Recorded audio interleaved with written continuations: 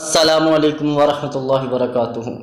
میرا نام محمد خالد اتاری ہے۔ دوستوں میں آج کو ایک عبرتناک واقعہ سناؤں گا۔ یہ گلگت شہر میں آیا ہے۔ ایک شخص قبرستان کے پاس سے گزر رہا تھا۔ اس نے قبر سے آواز سنی کہ مجھے نکالو، میں زندہ ہوں۔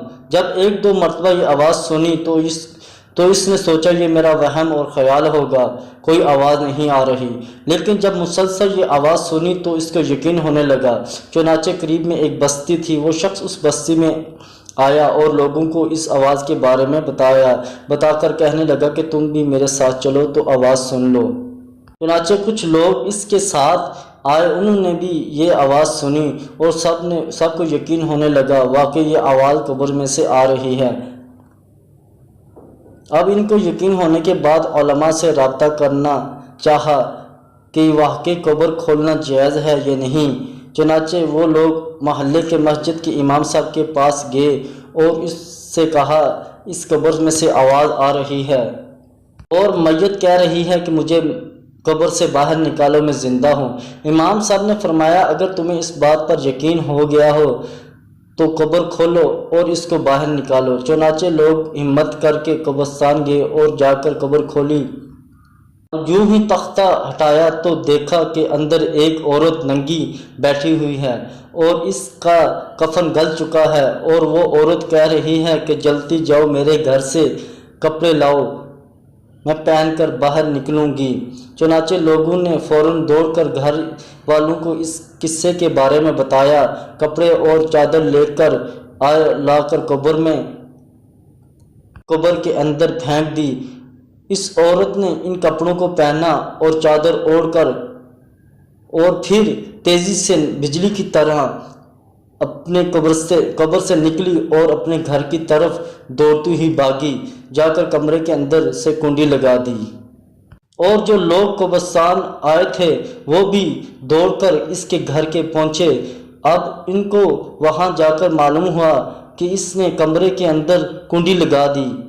ان لوگوں نے دستک دی کہ کنڈی کھولو۔ اندر سے عورت نے جواب دیا کنڈی تو کھولوں گی لیکن کمرے میں وہ شخص داخل ہو کہ جس کے اندر مجھے دیکھنے کے طلب ہو، اس لیے کہ اس وقت میری حالت ایسی ہے کہ ہر آدمی مجھے دیکھ کر برداشت نہیں کر سکے گا، لہذا دل گردے والا شخص اندر آئے، آ کر میری حالت دیکھے۔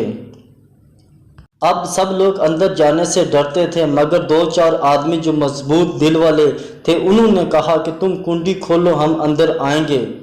چنانچہ اس نے کنڈی کھول دی اور جو لوگ اندر چلے گئے۔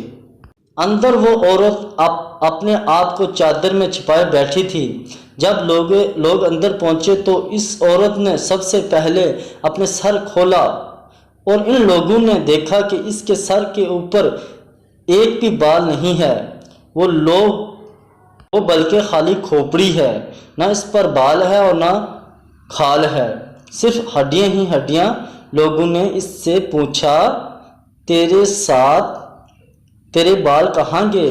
اس عورت نے جواب دیا جب میں زندہ تھی تو ننگے سر گھر سے باہر نکلا کرتی تھی، پھر مرنے کے بعد جب قبر میں لائی گئی تو فرشتوں نے میرا ایک ایک بال کر کے نوچا اور نوچنے کے بعد بال کے ساتھ کھال بھی نکال دی۔ اب میرے سر پر نہ ہی بال ہے اور نہ ہی کھال ہے۔